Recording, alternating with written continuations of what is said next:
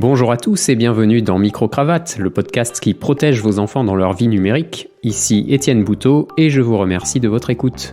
Micro-Cravate a été classé en première position dans l'application Tumult la semaine dernière. Continuez à venir m'écouter sur Tumult pour laisser vos commentaires au fil de l'écoute et lire ceux des autres et les miens. Et c'est Martine qui va commencer l'épisode parce qu'elle semble avoir un truc super à nous dire. Ah ouais, super! Ben quoi Martine, qu'est-ce qu'il y a? Mes petits neveux ont pété mon nouveau téléphone. Comment ils ont fait ça? Je leur avais demandé de le configurer, ils ont touché à plein de trucs, et maintenant il affiche une espèce d'arc-en-ciel. Mais ils s'y connaissent bien tes neveux? Ben, bien sûr, ils sont nés avec un smartphone dans les mains, je te rappelle. Mais non, Internet et les smartphones existaient quand ils sont nés, ça ne veut pas dire qu'ils savent bien s'en servir. Ben si, avant de savoir parler, ils savaient déjà ouvrir des applications sur mon téléphone. Oui, apprendre tôt permet de mieux apprendre, mais partons déjà du principe qu'un smartphone n'est pas destiné uniquement à des ingénieurs. Il est conçu pour qu'un maximum de personnes puissent s'en servir. Alors oui, il comporte certains menus un peu complexes, mais les fonctionnalités qui intéressent la plupart des gens sont utilisables de manière intuitive. Et d'autre part, si un enfant sait ouvrir très tôt une application, c'est sûrement qu'il a vu ses parents poser le doigt sur un dessin carré qui a ouvert quelque chose d'intéressant. Oui, mais j'avais demandé une fois à René, le plus petit, s'il savait connecter mon téléphone à l'enceinte Bluetooth. Et ben il a trouvé, alors qu'il avait 3 ans. C'est quand même plus compliqué. Bon, comment connecter une enceinte Bluetooth au smartphone ? En appuyant, dans les paramètres du smartphone, sur le même signe que celui qui s'allume en bleu sur l'enceinte. Quand les parents de René lui ont appris à faire rentrer un objet triangulaire dans un trou triangulaire, un objet cubique dans un trou carré, il a fini par comprendre le système, et c'est maintenant une évidence pour lui. Les fabricants de téléphones et d'enceintes s'appuient sur ce principe. Les fonctions les plus courantes sont utilisables par n'importe qui, même un enfant de 3 ans. Ils nous mettent le même dessin partout quand il s'agit de Bluetooth pour qu'on fasse la relation. Ils n'ont pas intérêt à nous compliquer la tâche, sinon on n'achèterait pas leur usine à gaz. L'avantage que le petit René a sur toi, c'est qu'il ne se pose pas 50 questions avant de faire une action. S'il change un paramètre, il n'a pas passé un quart d'heure à en mesurer les conséquences.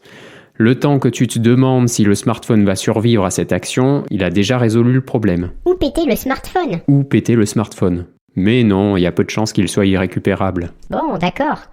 Mais ceux qui savent contourner le contrôle parental, ils sont quand même hyper calés. Calés en recherche Google, oui.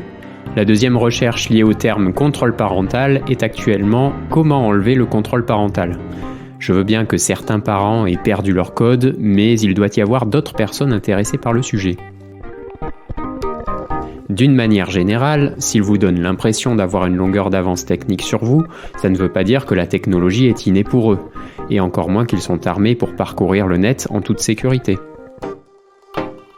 Par exemple, savent-ils vraiment détecter les fake news ? Pour ça, il faudrait qu'ils disposent d'un esprit critique affûté face aux médias et aux réseaux sociaux. Et ça, il n'y a pas de secret, ça s'apprend et ça demande de l'entraînement.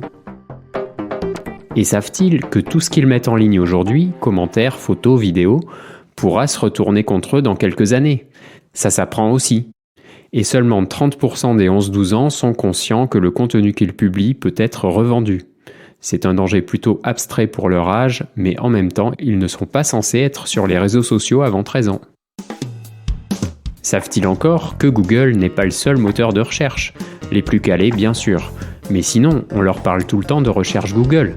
Plus rarement de Qwant, Startpage ou DuckDuckGo. Si vous voulez choisir un moteur de recherche respectueux de votre vie privée, écoutez l'épisode « Quel moteur de recherche ?» de la saison 1. Et pensez aussi à Qwant Junior qui présente du contenu adapté aux enfants. Ou encore, savent-ils sécuriser leur smartphone ou créer un mot de passe unique, complexe et facile à retenir ? Ce qui les intéresse d'abord, c'est d'aller sur Snapchat ou leur jeu favori. Normal, non ? À moins que ça ne soit nécessaire, on ne passe pas ces moments de détente à faire de la cybersécurité. Vous faites ça, vous ? Toi, tu le fais. Mais non, pas toujours. Pas le jeudi, entre 17h16 et 18h34. Pourquoi ? Parce que je suis à la piscine. Et alors ? Mais tu as déjà essayé de configurer un antivirus en dos crawlé ? Et alors ? Bref. Est-ce que les enfants et ados utilisent tous les mêmes applications ? Non, tout dépend de leur âge, de la catégorie de l'application et bien sûr de leur centre d'intérêt. Pour les réseaux sociaux, déjà 71% des enfants de 12 ans en utilisent au moins un. Alors que c'est interdit avant 13 ans ? Oui, enfin, c'est pas difficile de contourner l'interdiction. Beaucoup d'enfants mentent sur leur âge au moment de l'inscription pour pouvoir y accéder. Ensuite, à 13 ans, ce sont 8 ados sur 10 qui sont sur les réseaux sociaux et 9 sur 10 à 14 ans. S'ils veulent pouvoir se retrouver, c'est quand même plus pratique d'être au même endroit.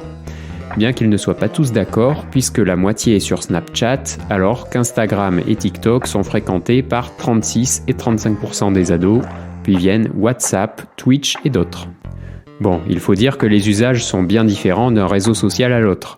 Sur Snapchat, ils discutent entre eux par courtes vidéos, c'est rapide, sans prise de tête et plein de fonctions amusantes. Sur Instagram, ils publient leurs photos et consultent celles des amis et les photos populaires dans leur centre d'intérêt, et pareil pour TikTok, mais en vidéo. Leurs comptes sur ces deux réseaux sont plus ouverts au public. Et Facebook ? Facebook ? Mais les jeunes n'y sont pas. Mais bon, il existe tout de même 5% de rebelles.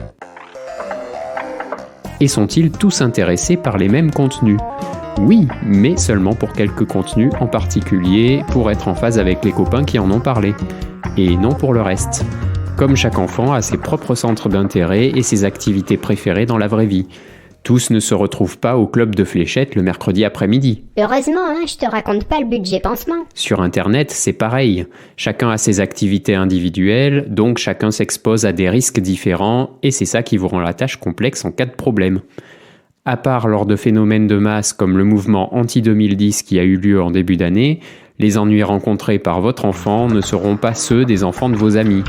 Il faudra chercher un peu pour les démêler s'ils n'ont pas été anticipés par une éducation numérique. Pour les applications autres que les réseaux sociaux, c'est plus hétérogène. YouTube, encore de la vidéo, est fréquenté par la moitié des ados. Pour les jeux, ils en ont bien sûr en commun, mais chacun va aussi chercher dans les catégories qui l'intéressent personnellement. Et tous ne jouent pas forcément. Certains sont plus studieux et se passionnent pour des applications éducatives, scientifiques ou des sites instructifs. Comme mes petits-neveux. Quand tu les as sous les yeux. Oui, et ils me disent même que le soir, avant de se coucher, ils lisent l'encyclopédie Fortnite. Ah, ça doit être la pleine forme le matin. Non, ils sont pas trop du matin. En considérant tous ces usages, est-ce qu'on peut en conclure que les enfants sont des geeks ? Non, ce n'est généralement pas la technologie qui les intéresse, c'est le contenu. Donc, en dehors de leurs applications favorites, ils ne vont pas tous aller s'aventurer dans les couloirs obscurs des paramètres de leur smartphone. Combien savent à quoi sert l'application système DCM Service ? Et finalement, qui est le plus souvent sur les appareils numériques ? Les parents ou les enfants ? À l'école primaire, on apprend à lire, à écrire, on découvre différentes matières avec des livres, des cahiers, des stylos.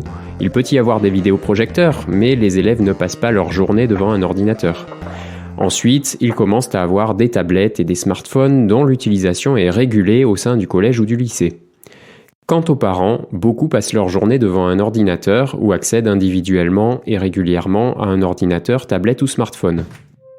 Et si on se cantonne à l'utilisation même d'Internet, selon une étude Médiamétrie Open et UNAF de 2020, c'est 96% des parents qui y accèdent quotidiennement, mais seulement 35% des enfants. Donc, puisque vous utilisez les outils numériques et Internet depuis plus longtemps et plus souvent que vos enfants, vous avez automatiquement plus d'expérience qu'eux. Mais bon, vous avez certainement l'impression que c'est l'inverse et n'avez pas tout à fait tort, hors période de travail. Pendant les vacances et les confinements, ça doit vous exaspérer. Mais, on ne peut pas leur enlever. Et oui, les jeunes nés avec les technologies ont acquis une faculté de passer très rapidement d'un monde à l'autre, réel et virtuel, et à les rendre complémentaires. Et ce n'est pas tout. Alors que leurs aînés avaient commencé à utiliser un seul réseau social, Facebook, pour toutes leurs relations proches ou lointaines, en partageant toute leur vie au monde entier, les jeunes cloisonnent plus leurs contacts en utilisant certains réseaux sociaux comme Instagram et TikTok pour le public et en réservant d'autres comme Snapchat et WhatsApp pour un cercle d'amis plus restreint. Et encore autre chose, mais là c'est dangereux, en voyant le succès que peuvent rencontrer certains sur Internet, appelons-les des influenceurs, les jeunes veulent saisir leur chance en exposant leur talent ou leur passion. Nuance. On peut parler de chant, de danse, de sketch et de tout ce qui peut être présenté en vidéo ou en photo. Ils ont un peu raison, mais prennent beaucoup de risques. Raison parce que des recruteurs les attendent au tournant, L'émission The Voice a par exemple recruté certains candidats sur TikTok, mais risqué parce que le reste du monde, pas toujours bienveillant, est là aussi.